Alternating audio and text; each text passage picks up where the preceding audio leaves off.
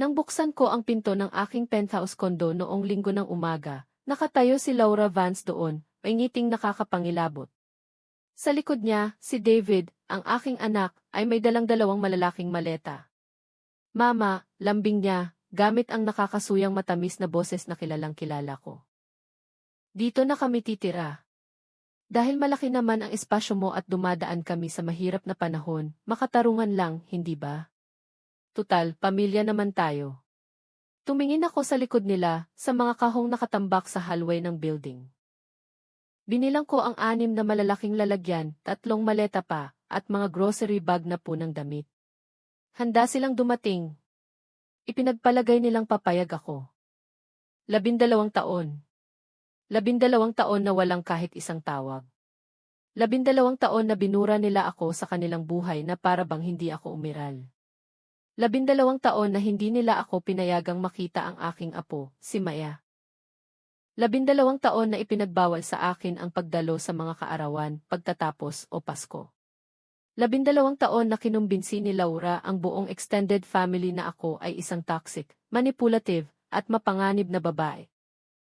At ngayon, nakatayo sila mismo sa aking doorstep, hinihingi ang pagpasok sa aking buhay na para bang sila ay may karapatan, na para bang ang nakalipas na 12 taon ay isang maliit na abala lamang.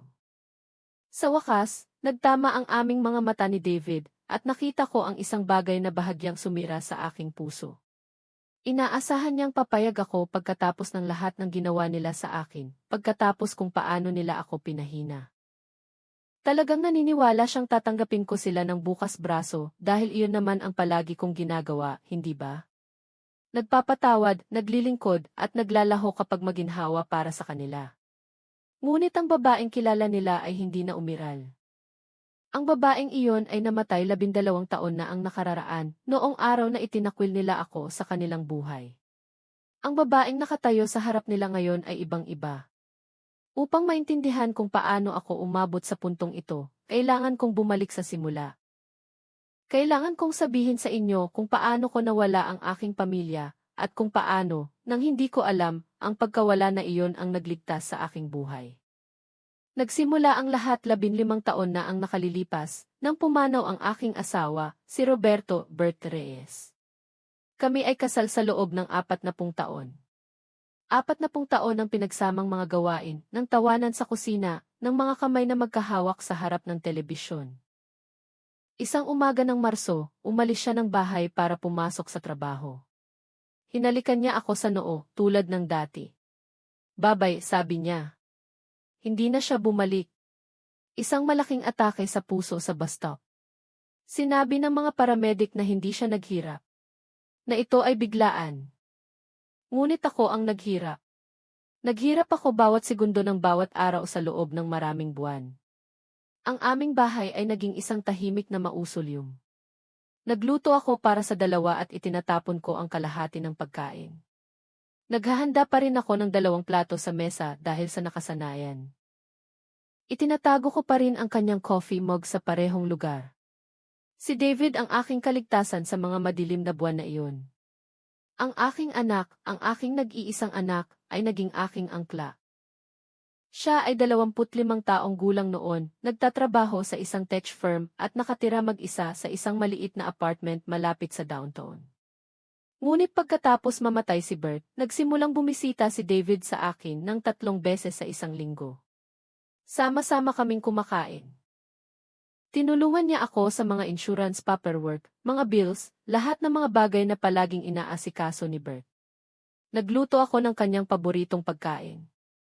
Niyakap niya ako kapag umiiyak ako sa harap ng litrato ng kanyang ama. Naniwala akong walang makapaghihiwalay sa amin. Naniwala akong kami ay isang unbreakable team. Pagkatapos ay nakilala niya si Laura. Isang Sabado noong Oktubre nang tawagan ako ni David, mas excited kaysa sa narinig ko sa kanya sa loob ng maraming buwan. Mama, may nakilala akong espesyal. Gusto kong makilala mo siya. Gusto ko siyang dalhin sa dinner next Friday. Pumintig ang aking puso sa kaligayahan. Nakangiti na ulit ang anak ko. Iyon lang ang gusto ko. Ginugol ko ang buong linggo sa paghahanda para sa dinner na iyon. Nilinis ko ang bahay mula itaas hanggang ibaba. Bumili ako ng mga sariwang bulaklak para sa centerpiece. Inilabas ko ang special china, ang set na ibinigay sa akin ni Bert noong ika-30 anibersaryo namin na ginagamit lang namin sa important occasions. Nagluto ako ng maraming oras.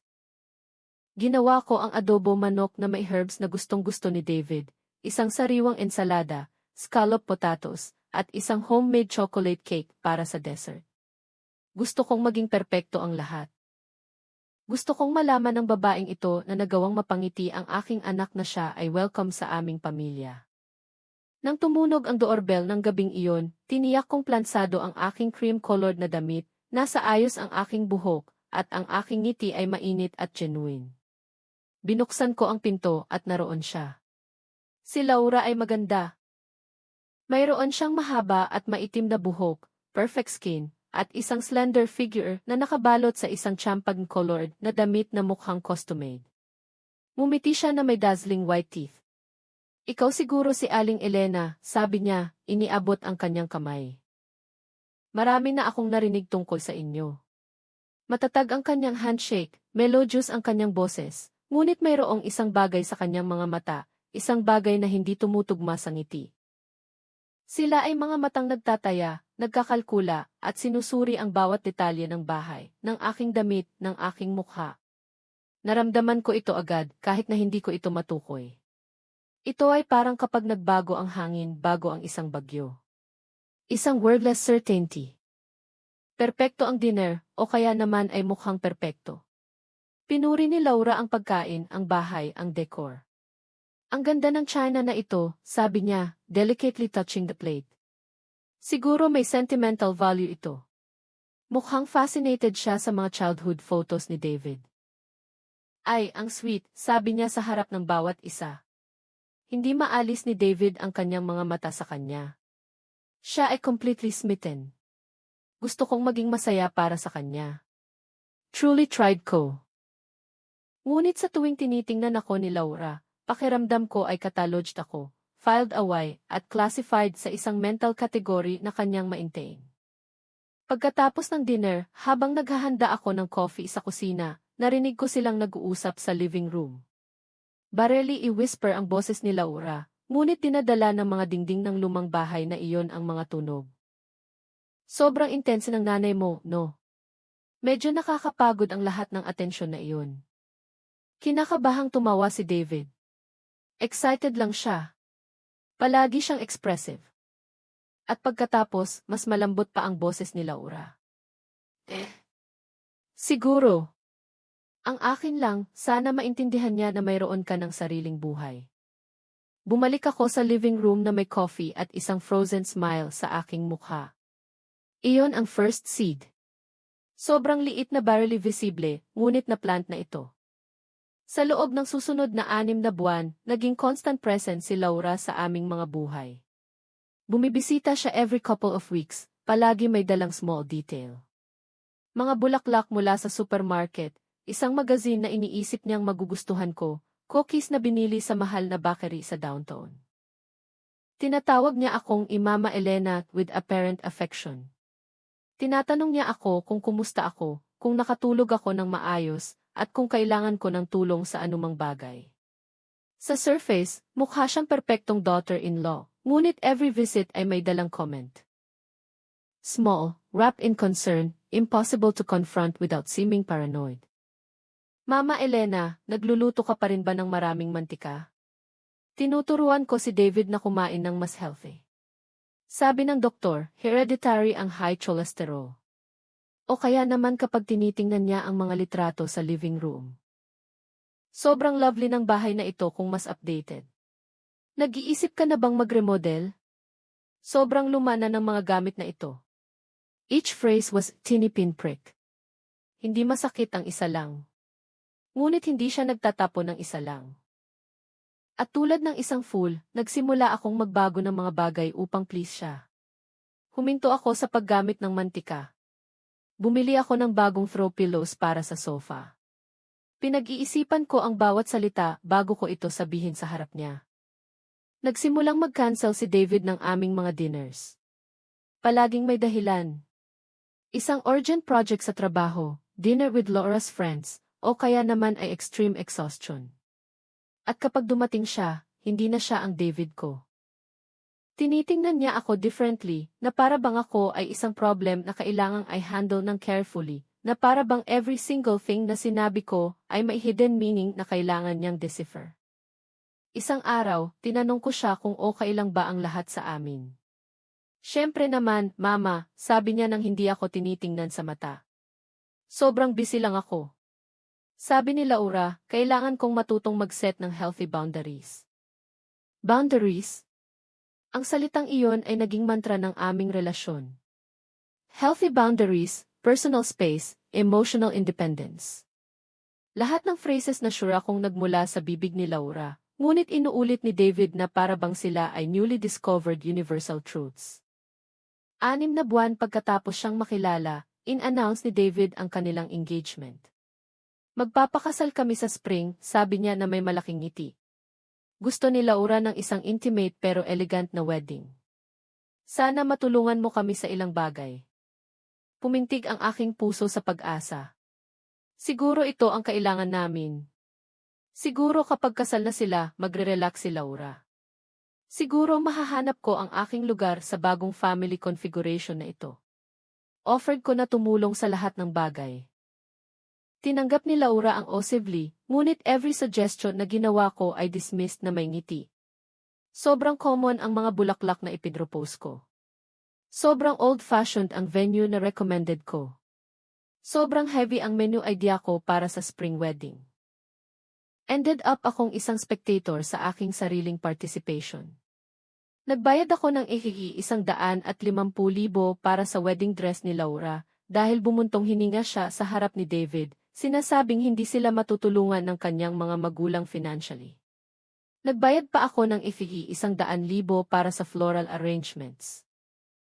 Every time na handed over ko ang isang check, niyayakap ako ni Laura at sinasabing, sobrang generous mo, Mama Elena. Hindi ko alam kung ano ang gagawin namin kung wala ka. Ngunit hindi niya tinanong ang aking opinyon sa kahit anong important thing. Sa araw ng kasal, bumili ako ng lavender-colored na damit especially para sa occasion. Gumastos ako ng ₱20,000 sa damit na iyon. Gusto kong magmukhang nice. Gusto kong maging proud si David sa kanyang nanay. Nang dumating ako sa venue, nakita ako ni Laura at froze ang kanyang ngiti for a second.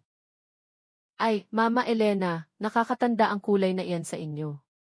Dapat mas brighter tones ang isinusuot ninyo sa edad ninyo. Sinabi niya ito sa harap ng 4 sa kanyang mga kaibigan na naghihintay sa entrance. Lahat sila ay tumawa discreetly, tinatakpan ang kanilang mga bibig gamit ang kanilang mga kamay. Humingi ako ng paumanhin. Hindi ko alam kung bakit ako humingi ng paumanhin, ngunit ginawa ko ito, at ginugol ko ang rest ng wedding na feeling invisible. Sa mga family photos, palaging naghahanap ng paraan si Laura, upang iposisyon ang kanyang sarili sa pagitan ni David at ako. During the toast, pinasalamatan niya ang kanyang mga magulang para sa kanilang unconditional love, ang kanyang mga grandparents, para sa kanilang wisdom, at ang kanyang mga friends, para sa kanilang support. Nang banggitin niya ang family ni David, sinabi lang niya, at salamat sa mga Reyes, para sa pagbubukas ng mga pinto ng inyong pamilya sa akin. Hindi niya man lang sinabi ang aking pangalan. 5 taon na ang nakalipas mula nang mawala si Bert. Ako lang ang Reyes na present, at hindi niya man lang binanggit ang aking pangalan. Nang gabing iyon, umiyak ako sa aking empty house, tinitingnan ang mga wedding photos sa aking phone, hinahanap ang isa kung saan talaga akong nakangiti. Wala akong nakita. Pagkatapos ng kasal, lumipat si David at Laura sa isang apartment across town. Naging sporadic ang mga visits. Once a month, kung lucky ako. Kapag tinatawagan ko ang phone ni David, si Laura ang sumasagot. Hi, Mama Elena. Nasa shower si David. Tatawag siya mamaya. Hindi siya tumatawag. Ay, may ginagawang big project si David. Ayokong istorbohin siya. May maitutulong ba ako? Na para bang kailangan ko ng intermediary upang makausap ang sarili kong anak. Nagsimula akong mag-feel na hinahabol ko ang isang taong ayaw mahuli hanggang isang araw na nag-decide akong sorpresahin sila. Isang Sabado ng hapon. Nagluto ako ng kare-kare na gustong-gusto ni David simula pa noong bata siya. Iyong parehong kare-kareng gustong-gusto ni Bert tuwing birthday niya. Inilagay ko ito sa isang thermal container, sumakay ng bus sa loob ng 40 minutes, at tumunog sa doorbell ng kanilang apartment. Tumunog ako ng 3 beses. Narinig ko ang movement sa loob, footsteps, murmurs. Sa wakas, binuksan ni Laura ang pinto. Hindi siya nakangiti. Mama Elena, hindi kayo tumawag ng maaga, sabi niya, hindi gumagalaw mula sa doorframe. Nagpapahinga si David. Sobrang heavy ng kanyang week at ayokong maistorbo siya. Nakatayo ako roon, hawak ang still warm container, feeling na parang isang traveling salesperson. Gusto ko lang kayong dalhan ng makakain, sabi ko. Akala ko magugustuhan ninyo. Inabot ni Laura at kinuha ang container nang hindi ako iniimbitahan sa loob. Sobrang thoughtful, sabi niya sa isang flat voice. Ngunit alam mo namang nagbabantay si David sa kanyang kinakain. Hindi maganda para sa kanya ang mga meals na ganito ka-heavy. Nirecommend ng doktor na bawasan niya ang meat at rich sauces. Ibibigay ko ito sa kanya, pero siguro itatago ko na lang sa freezer para sa special occasion. At isinara niya ang pinto. Nakatayo ako sa hallway na iyon sa loob ng halos 2 full minutes, nakatitig sa saradong pinto, nakikinig sa mga muffled sounds sa loob. At some point, narinig ko si David na tumatawa. Gising siya sa loob at hindi siya lumabas para batiin ako. Umuwi ako sa bus na empty ang mga kamay at crush ang puso. Nang gabing iyon, umiyak ako hanggang makatulog sa sofa, ngunit hindi ko pa rin alam na iyon ay only the beginning. Mas malala pa ang brewing sa silence. Pagkatapos ng 3 buwan, in-announce ni Laura na buntis siya. Tinawagan ako ni David personally sa balita. Magiging grandmother ka na, Mama, sabi niya na may excitement na hindi ko narinig sa loob ng ilang taon. Sobrang saya namin. Masaya ako. Genuinely happy. Isang baby, isang new chance. Siguro ibabalik sa akin ang baby na ito ang aking anak. Siguro lalambot si Laura sa motherhood. Siguro magiging better ang lahat. Offered kong tumulong sa kahit anong kailangan nila. Gusto kong bumili ng baby clothes, furniture at diapers. Gusto kong maging present. Tinanggap ni Laura ang some things, ngunit palagi na may conditions. Hinayaan niya lang akong bumili ng what she had pre-approved, only the brands na na-research niya, only the colors na match sa nursery decor na pinlano niya. Sinunod ko ang every instruction na parang isang employee na nagka-carry out ng orders. Nang ipanganak si Maya, hindi nila ako pinapasok sa delivery room. Naiintindihan ko, sabi ko. It's an intimate moment. Naghintay ako ng 8 oras sa waiting room ng hospital. Dumating ang mga magulang ni Laura at went straight in. Nagpatuloy akong naghintay. Sa wakas, 5 oras pagkatapos ipanganak ang aking apo, lumabas si David at sinabing pwede na akong pumasok. 5 minuto lang, Mama. Sobrang pagod ni Laura. Pumasok ako sa room na iyon at nakita ko ang aking apo for the first time. Siya ay perfect, teeny, wrinkled, beautiful.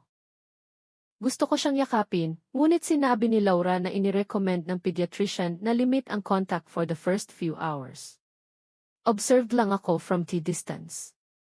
After 5 minutes, sinabihan ako ng isang nurse na umalis na. Habang naglalakad ako pababa sa hallway ng hospital, narinig ko ang mga magulang ni Laura na tumatawa sa loob ng room. Sila pwedeng magstay. Doon ko nalaman with absolute clarity na hindi ako part ng family na ito. Ako ay just a tolerated guest. Ang first few months pagkatapos ipanganak si Maya were silent torture. Tinawagan ko upang itanong kung kumusta ang baby at palaging may excuse si Laura. Natutulog siya at ayokong gisingin siya. Colic siya at sobrang irritable. Nirecommend ng pediatrician na limit ang visits upang iwasan ang germs. Every reason sounded medical, reasonable, at impossible to argue with without seeming selfish, ngunit bumibisita ang mga magulang ni Laura 3 times a week. Alam ko dahil nagpo-post si Laura ng mga photo sa social media. Grandmother Amanda holding Maya, Grandpa Russell giving her a bottle, everyone smiling, everyone welcome. Hindi ako nag-appear sa kahit isang photo.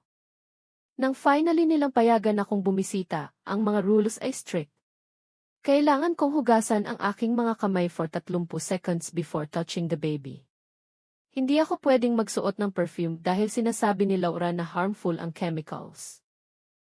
Hindi ko siya pwedeng yakapin for more than 5 minutes dahil disrupt nito ang kanyang sleep routine. Hindi ako pwedeng magdala ng clothes dahil gumagamit lang si Laura ng specific organic brands.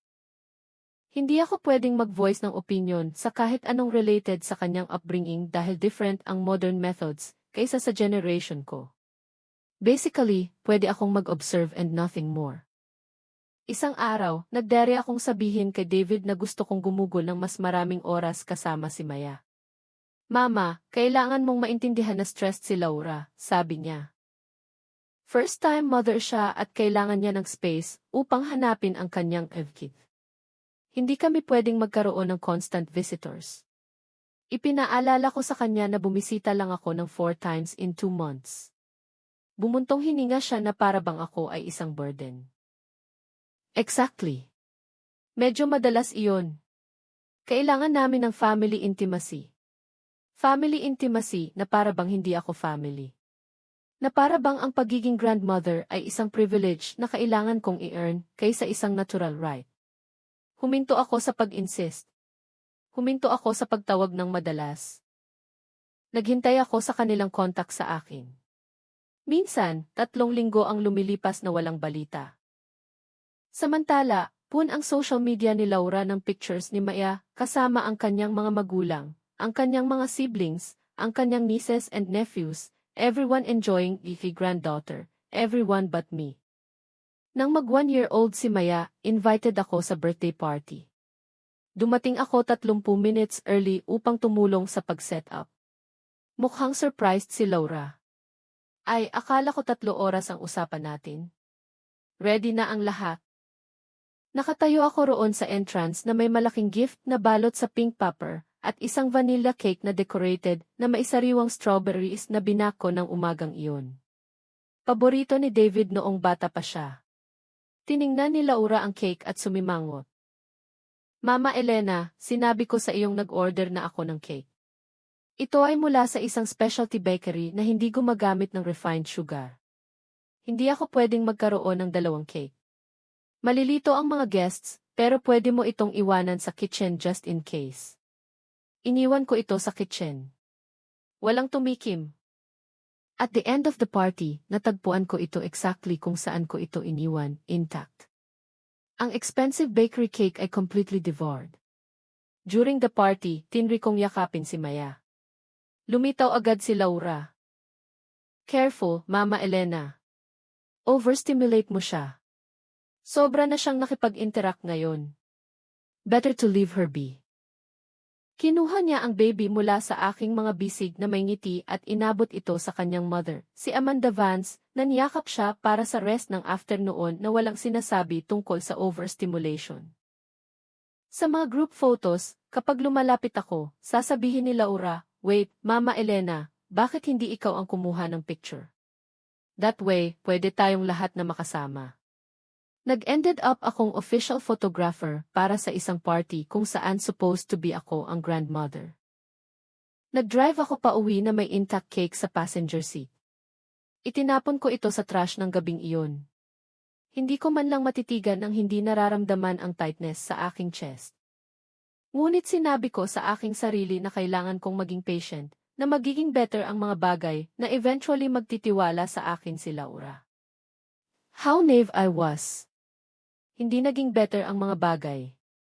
They systematically worsened. Nagsimulang mag-invent si Laura ng small things at first. Sinabi niya kay David na criticized ko ang paraan ng pagdadamit niya sa baby. Hindi ko ginawa. Sinabi niya na suggested kong unnecessary ang breastfeeding at dapat gumamit siya ng formula. Hindi ko sinabi iyon. Sinabi niya na showed up ako unannounced twice kapag wala sila sa bahay at nakita ako ng mga neighbors na tinatry kong pumasok sa apartment. Isang absolute lie. Every accusation ay vague enough na hindi completely ma-refute, ngunit specific enough na mapatingin ako ni David ng suspicion. Nagsimula akong constantly defending myself. Hindi ko sinabi iyon, David. Kailangan mong maniwala sa akin. Iwi-whisper niya, Mama, walang dahilan para magsinungaling si Laura. Baka may nasabi ka at hindi mo na-realize kung paano ito tumunog. O baka iba lang ang pagkaalala natin. Wala sa fault ng kahit sino, ngunit palagi siyang naniniwala sa kanya. Never sa akin. Nagsimula ring mag-distance ang extended family. Ang mga pinsan na tumatawag sa akin regularly ay huminto sa pag-answer ng aking mga messages. Sa mga family gatherings, trinatrato ako ng mga tao ng cold cordiality hanggang isang araw na inilayo ako ng aking pinsan na si Tita Lisa King at sinabing, Aling Elena, alam kong dumadaan ka sa isang mahirap na bagay. Ngunit hindi mo dapat pinrepressure ng sobra si David at Laura. Kailangan nila ng space. Sinabi ni Laura na ako ay sobrang demanding. Demanding ako na barely nakikita sila once a month. Ako na naglalakad sa eggshells every time na nakikipag-interact ako sa kanila.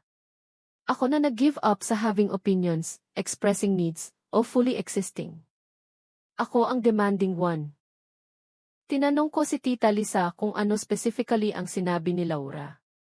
Naging uncomfortable siya. Mga bagay tungkol sa pagtawag ng madalas, pag-show up na unannounced, paggawa ng passive-aggressive comments tungkol sa kung paano nila pinalalaki si Maya.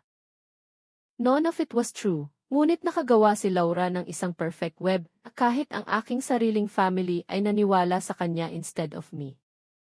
Ang breaking point ay dumating sa second birthday ni Maya. This time, tiniyak kong tinanong ko exactly kung ano ang pwede kong dalhin.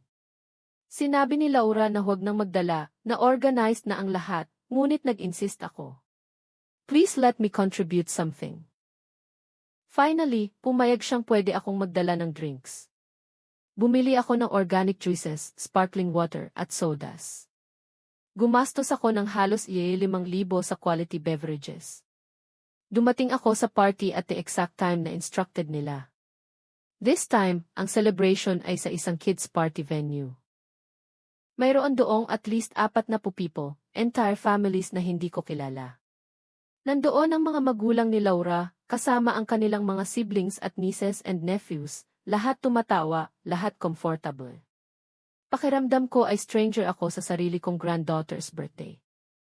Iniwan ko ang drink sa designated table. Hindi man lang ito tiningnan ni Laura. Salamat, sabi niya nang hindi lumilingon. Hinanap ko si David. Siya ay busy sa pag-organize ng mga games kasama ang ibang mga bata. Trinay kong lumapit kay Maya na naglalaro ng blocks sa isang corner. Lumuhod ako sa tabi niya. Hello, beautiful. Naaalala mo ba ang iyong lola, si Aling Elena? Tiningnan ako ni Maya na may malaki at curious eyes. Hindi siya nagsalita. Siguro hindi niya ako maalala.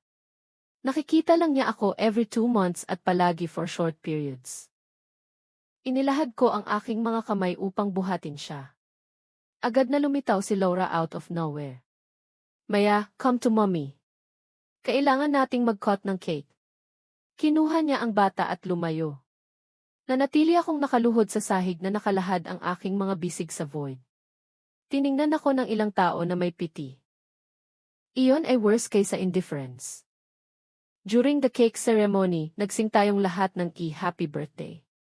Nakaupo si Maya sa isang high chair na decorated na may peach-colored na balloons. Nasa magkabilang tabi niya si Laura at David. Nasa likod nila ang mga magulang ni Laura. Nang kuna ng family picture, ako ay sobrang layo na hindi mo man lang makikita ang lahat ng akin sa image. Only part ng aking shoulder ang nag-appear.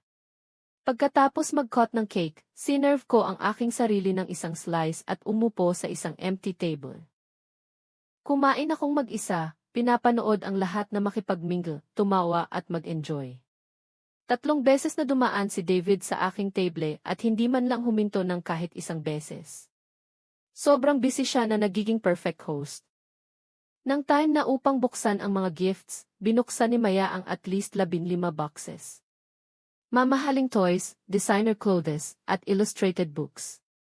Nagdala rin ako ng gift.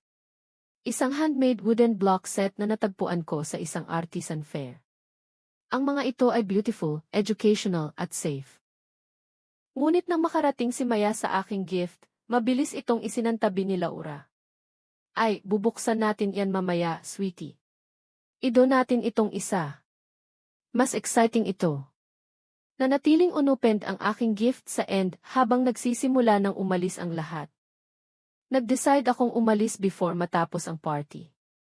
Hindi ko na kayang tiisin. Hinanap ko si David upang magpaalam. Siya ay nasa entrance, nakikipag-usap sa brother ni Laura. Lumapit ako at hinawakan ang kanyang braso. Aalis na ako, anak. Salamat sa pag-imbita sa akin. Tumango siya distractedly. Sige, mama. Salamat sa pagdating. At bumalik siya sa kanyang conversation. Walang yakap, walang thank you para sa drinks, walang goodbye. Naglakad ako patungo sa exit na nasusunog ang aking mga mata mula sa contained tears. Sa parking lot, finally hinayaan ko silang mahulog. Umiyak ako, nakasandal sa aking lumang kotse sa loob ng 0 minutes. Nang tumingala ako, nakita ko sa pamamagitan ng venue window kung paano tumatawa pa rin, nagse-celebrate, at nag-enjoy ang lahat.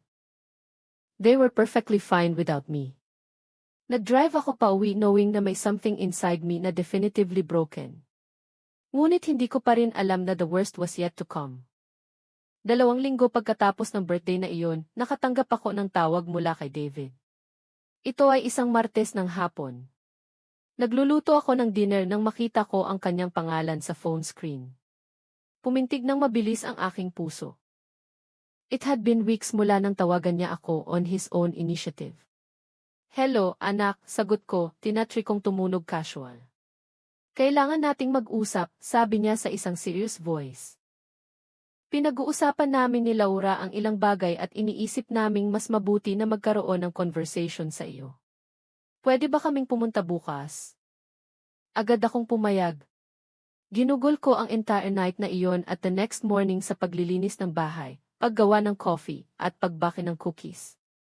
Akala ko baka gusto nilang magtanong sa akin na ibebisit si Maya.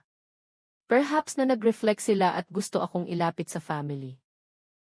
How foolish I was. Dumating sila at 3 oras sa hapon. May dalang folder si Laura sa ilalim ng kanyang braso. Si David barely looked me in the eye habang pumapasok sila. Umupo sila sa sofa nang malapit sa isa't isa, forming a united front. Umupo ako sa harap nila sa armchair na pagmamay-ari ni Bert. Mama Elena, simulang sabi ni Laura sa isang boses na malambot ngunit matatag. Napansin namin ang isang pattern sa iyong behavior na nag-aalala sa amin ng sobra. Isang pattern ng invasive at controlling behavior na nakakaapekto sa aming family. Huminga ako ng malalim. Ano ang sinasabi mo? Clear ang lalamunan ni David. Mama, pinupukpok mo kami ng sobra. Sumusulpot ka ng hindi tumatawag. Nagbibitaw ka ng inappropriate comments tungkol sa kung paano namin pinalalaki si Maya, at palaging feeling ni Laura na judged siya sa iyo. None of those things are true. I tried to defend myself, ngunit binuksan ni Laura ang kanyang folder. Mayroon akong specific examples, sabi niya. Noong March 20, sumulpot ka ng unannounced nang wala kami sa bahay. Nakita ka ng neighbor. I had only dropped off a small gift para kay Maya. Iniwan ko ang package sa pinto at umalis. Noong April 5, nag-comment ka tungkol kay Maya na sobrang payat at dapat naming pakainin siya ng mas better. Hindi ko sinabi iyon. Sinabi ko na maganda siya. Noong May 15, criticized mo ang outfit na isinuot namin sa kanya, sinasabing hindi bagay sa kanya ang kulay green. Isang lay. Sinabi ko na nagmumukha siyang gorgeous sa kahit anong kulay, ngunit mayroong complete list si Laura. Date after date, accusation after accusation, lahat distortions ng real conversations o kaya naman ay complete fabrications. At umupo si David doon, tumatango sa bawat salita na lumalabas sa bibig ng kanyang asawa. Trinay kong mag-reason sa kanya. David, kilala mo ako. Alam mong hindi ko gagawin ang mga bagay na sinasabi niya. Ako ang nanay mo. Pinalaki kita. Mas kilala mo ako kaysa sa kahit sino. Tumingin siya pababa. Iyon mismo ang dahilan kung bakit mahirap ito, Mama. Alam kong hindi ka masamang tao, ngunit kung minsan nahihirapan ang mga nanay na mag-let go sa kanilang mga anak. Tinulungan ako ni Laura na maintindihan na hindi healthy ang karamihan sa aming relationship dynamics. Dynamics, letting go, healthy. Lahat ng mga salitang alam kong inilagay ni Laura sa kanyang bibig. Lean forward si Laura. Mama Elena, truly namin kayong ina-appreciate. Ngunit kailangan ninyong i-respect ang aming boundaries bilang isang nuclear family. Nag-decide kami na for a while. Kailangan namin ng space. Wala nang visits na hindi coordinated at least 1 week in advance. Wala nang unsolicited gifts. Wala nang opinion sa kung paano namin pinalalaki si Maya. At especially wala nang attempts upang emotionally manipulate si David sa pamamagitan ng pagpapafeel sa kanya na guilty siya for prioritizing kami. Ang salitang manipulate ay tumama sa akin tulad ng isang physical slap. Hindi ako nagmamanipulate ng kahit sino, sabi ko, nanginginig ang aking boses. Gusto ko lang maging part ng buhay ng aking apo, na maging part ng buhay ng aking anak. Bumuntong hininga si Laura na parabang nagdidel siya sa isang difficult